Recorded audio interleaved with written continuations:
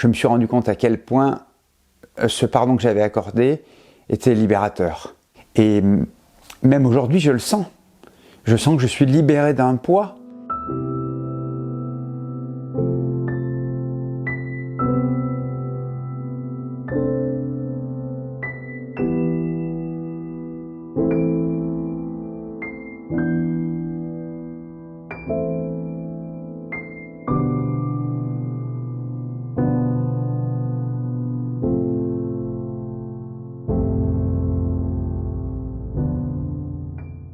À l'âge de 8 ans, donc j'ai subi un viol d'un prêtre qui était le prêtre de l'école, là où j'allais à la catéchèse toutes les semaines.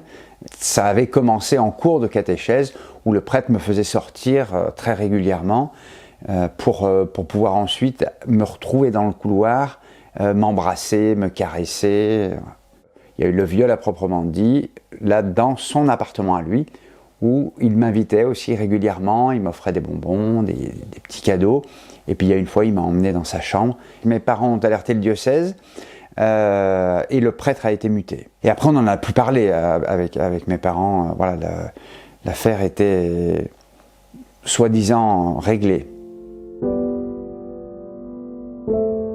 Le premier sentiment, c'est la honte. On a honte de ce qu'on a subi. On se sent coupable aussi. Donc on n'en parle pas, et encore moins à ses premières amoureuses, où là il y a eu une appréhension terrible de la relation sexuelle qui était connotée interdit en fait.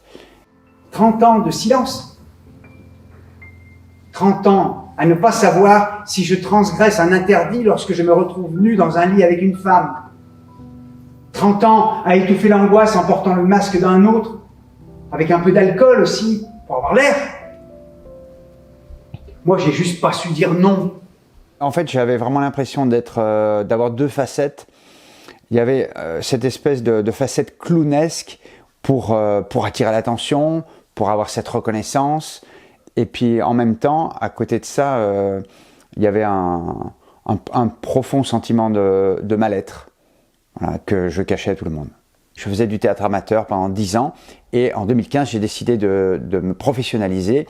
Donc je suis monté suivre des cours à Paris et en deuxième année on a eu l'opportunité d'écrire ce qu'on appelle une carte blanche. Moi j'avais depuis 1 an la conscience qu'il fallait que je me débarrasse du traumatisme de ce viol parce qu'il y avait des situations de jeu, des personnages, des répliques pour lesquels j'étais extrêmement mal à l'aise et je jouais pas bien du tout. J'avais décidé donc lors de cette capsule de présenter donc le viol que j'avais subi en accent sur le poids du regard de l'autre et sa force incapacitante. Au vu de l'émotion qui avait été engendrée auprès des élèves, du professeur, je me suis dit qu'en fait il fallait que je continue. Et donc j'ai écrit la pièce donc on va dire sur l'année 2018 et on l'a jouée la première fois au Festival d'Avignon en 2019. Mes amis ont été très surpris et très émus. Ils sont venus me voir effectivement au Festival d'Avignon et c'était très fort parce que j'ai reçu beaucoup de... En fait, j'ai reçu toute leur amitié à ce moment-là et c'était vraiment important pour moi. Il faut arriver à se convaincre que la bonne solution c'est de parler parce que quand vous parlez, on vous écoute sur un sujet comme cela et encore plus vos amis.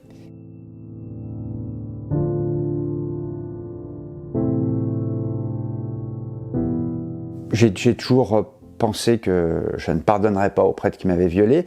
J'ai un souvenir d'une personne assez âgée, donc j'avais tendance à penser qu'il était peut-être décédé. Et puis, il y a 1 an, je me suis dit, bon, allez, si je veux continuer à avancer, je me suis dit ce serait le processus normal, après avoir écrit la pièce, de continuer dans cette démarche. Donc j'ai commencé des recherches, j'ai pas abouti. Et la semaine dernière, enfin donc le 15 septembre, on était à Charleville-Mézières où on a fait une représentation en présence de Monseigneur Éric de Molin-Beaufort, qui est le président de la Conférence des évêques de France. Il y avait une autre personne avec nous qui a dit, mais voilà, l'Église a demandé pardon aux victimes au nom des prêtres qui seraient donc décédés. Cette remarque a déclenché une idée en moi et je me suis dit, mais pourquoi est-ce que je ne solliciterais pas Monseigneur Éric de Molin-Beaufort pour qu'il demande pardon au nom du prêtre décédé. Donc je lui ai posé la question, je lui ai demandé s'il voulait bien.